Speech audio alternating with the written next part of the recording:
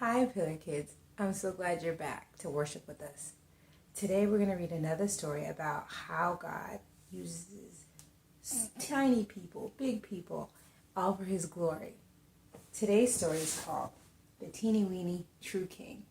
And this story can be found in your Bibles of 1 Samuel 16. God's people had a new land, and now they wanted a king. But God is your king, Samuel told them. He is the one who looks after you best. We want a real king, they said. One we can see. God knew that a king might not be kind to his people or look after them as well as he would. But God's people didn't care. They wanted a king, and they wanted him now. So God gave them a king. He called Saul, and he seemed like a good king at first. But he became proud and stopped listening to God.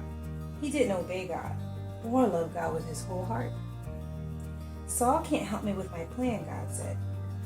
I need a king who loves me and will teach my people to love me. I need a true king.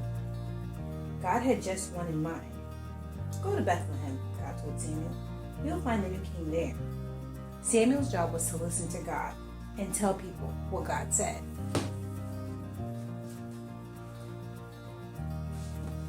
So Samuel went to the little town of Bethlehem. God told Samuel to go to Jesse's house.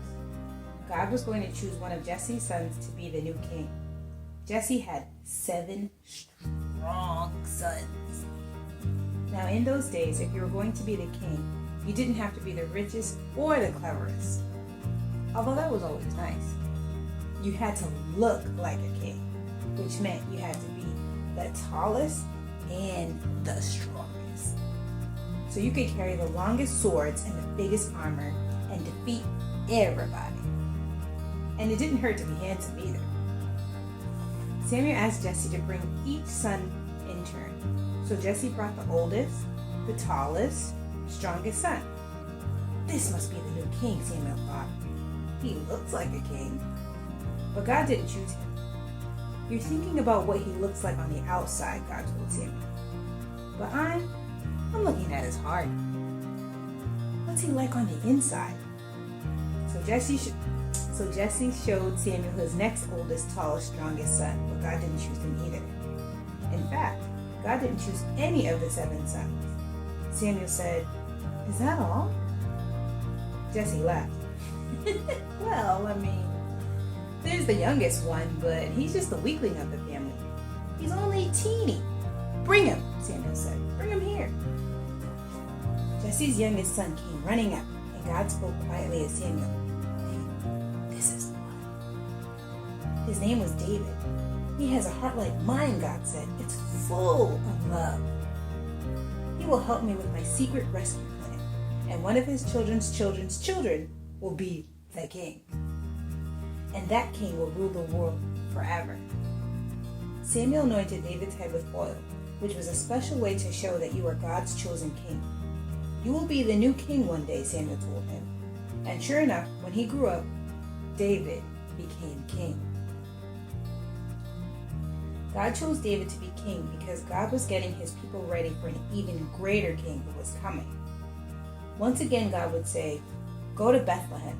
You'll find the new king there." And there, one starry night in Bethlehem, in the town of David, three wise men would find him.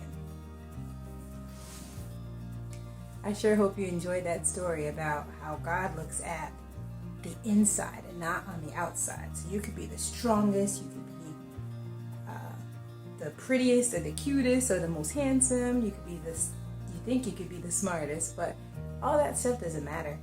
God looks at what's going on in your heart, and he can use you when your heart is full and ready and excited for him to do awesome things for his name. God's people wanted a king. They wanted a king that they felt looked like them. And so the first king was Saul.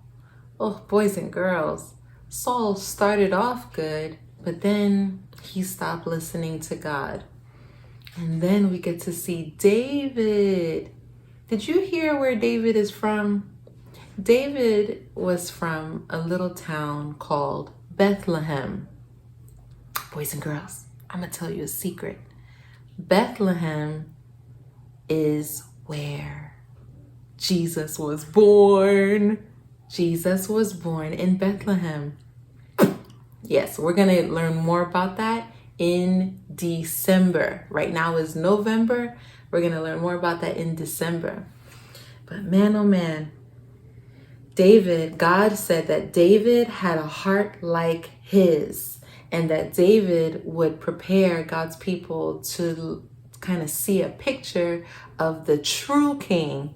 Do y'all remember who the true king is? Who's that true king? Jesus. Yes. Thank you, Miss Diana, for reading this week's story for us. Thank you so much. Boys and girls, I hope you enjoyed today's story time. See you next week.